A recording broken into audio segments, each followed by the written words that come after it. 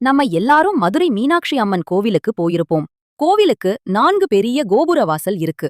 ஆனா அதுல மேற்கு கோபுரம் வழியா போறதுக்கு ஒரு தனி சக்தி இருக்கு. அத எத்தனை பேர் உணர்ந்திருக்கீங்க? ஏன் கிழக்கு வாசல் பிரதானமாக இருந்தாலும் இந்த மேற்கு வாசலுக்கு மட்டும் ஒரு தனி சிறப்பு?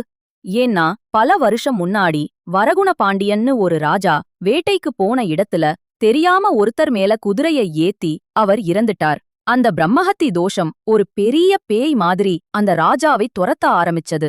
ராஜா பயந்து போய் சொக்கநாதர் கோவிலுக்குள்ள தஞ்சம் அடைய ஓடினான். ஆனா அந்த பாவம் கோவிலோட பிரதான கிழக்கு வாசல்ல வந்து வழிமறிச்சு நின்னுடுச்சு. ராஜா சொக்கநாதர் கிட்ட கதறினான், கடவுளே காப்பாத்து. அப்போ சிவன் சொன்னார், கவலைப்படாதே, அந்த பாவம் கிழக்கு வாசல்ல தான் நிக்கிது. நீ யாருமே போகாத மேற்கு வாசல் வழியா உள்ள வா. ராஜாவும் பயந்துகிட்டே அந்த மேற்கு வாசல் வழியா உள்ள நுழைஞ்சான். அடுத்த கணம் சிவன் அந்த பாவத்தை தடுத்து நிறுத்தி தன் பக்தனுக்காக அந்த மதுரை கடுவரையையே அவனுக்கு சிவலோகமாக நேரில் காட்டினார். அதனாலதான் இன்னைக்கும் உங்க மனசுல தெரியாம செஞ்ச பாவத்தால கஷ்டப்படுறேன்னு ஒரு பாரம் இருக்கா?